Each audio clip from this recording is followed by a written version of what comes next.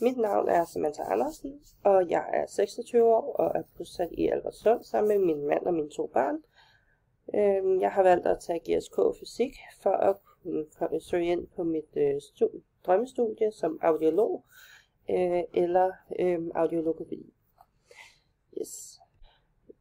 I opgave 1 skal vi undersøge blandt andet om spejlingsloven den gælder, eller også kaldet refleksionsloven. Så det vil vi kigge på.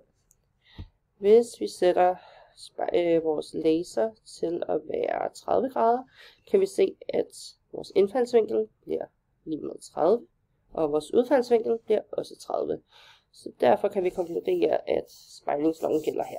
Eller I er lige med U, altså indfaldsvinklen er lige med udfaldsvinklen. Vi kan også lige tage en anden vinkel, hvis vi sætter den på 50 grader. Så får vi, at vores indfaldsvinkel den er 50, og udfaldsvinklen her er 50. Og så skal vi så måle vores indfaldsvinkel og vores brydningsvinkel. Så vi har vores indfaldsvinkel her, som er I, og den har vi jo sat på 50. Og så kan vi se, at den bryder her på 30 grader. Ja. Det var min fejl. Jeg kiggede forkert. Den lander faktisk på 35. Og hvis vi bruger CAS til at udregne vores,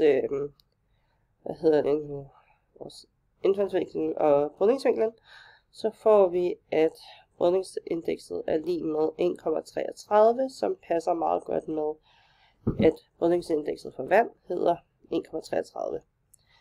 Yes. Skal vi se. Og så skulle vi kigge på sammenhængen mellem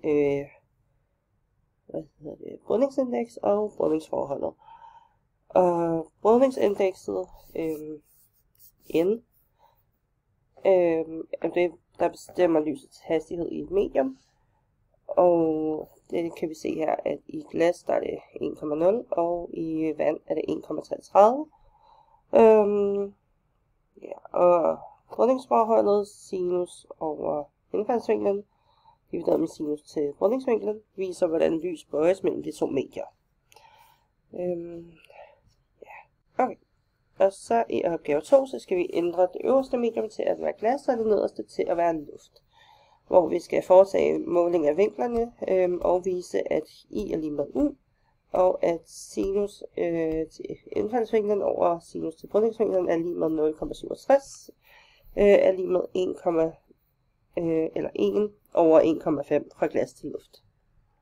Vi starter med lige at vise, at I er lige med U, og det kan vi se her, at når vores indfaldsvinkel den er på 40 grader, så er vores udfaldsvinkel lige med 40 grader. Og så skal vi finde den kritiske vinkel, som er den vinkel, hvor der ikke kastes noget lys tilbage. Og vi kan se, at det sker lige så snart vi rammer 42 grader. Vi kunne også regne det ud ved at sige sinus i minus første, og så 0,67 giver lige med 42,06 grader.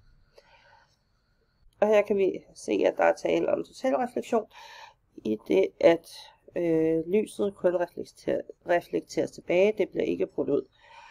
Deraf er der ikke nogen brydningsvinkel. Hvis vi lige flytter den tilbage på 30 grader, kan vi se, at, eller på 40 grader, at lyset brydes her. Men hvis vores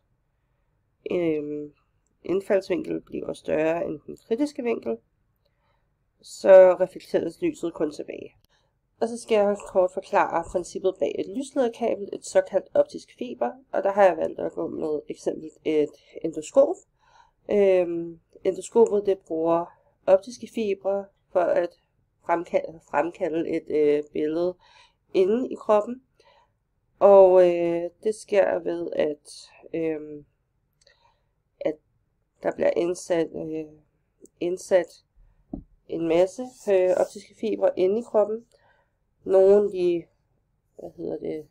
de bærer lys med sig ind til kroppen, og nogle af de her optiske fibre,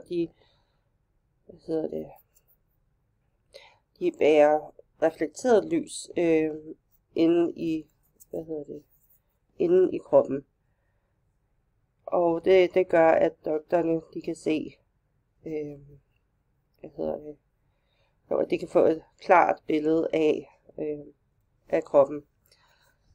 Og blandt andet bruge det til at diagnostisere kræft, og hvad de blandt andet skal gøre i en mindre operation.